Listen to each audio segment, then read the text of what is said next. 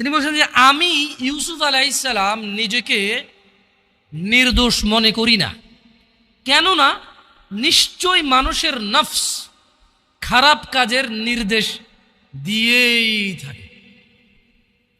তিনি কেন নিজেকে নির্দোষ মনে করে না? তিনি বলছে কারণ মানুষের যে নফস, যে সেলফ আছে, এটা খারাপ কাজের নির্দেশ দিতেই থাকে। কিন্তু সে নয় ইল্লা মা রাহিমা রব্বি, কিন্তু সে নয় যাকে আমার রব দয়া করেন।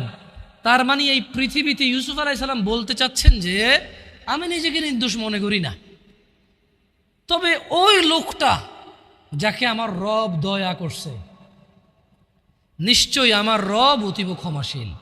তার মানে যদি আমরা আমাদের হৃদয়কে যদি আমরা চাই যে আমাদের হৃদয় আমাদেরকে জানার দিকে না ডাকুক, নেশার দিকে না ডাকুক, ব্যভিচারের দিকে না ডাকুক, জুলুম অত্যাচার সুদ ঘুষের দিকে না ডাকুক, যদি এটা আমি চাই, তাহলে আমি আমার রবের দয়া প্রত্যাশী হতে হবে এবং নিজেকে এমন কর্মব্যস্ততায় রাখতে হবে যেই কর্মফলে রব আমার উপর সন্তুষ্ট হয়ে আমাকে দয়া করবে, এবং সেই দয়ার বদৌলতে আমার হৃদয় বা আমার নফস আমাকে খারাপ কাজের আদেশ দিতেই থাকবে না।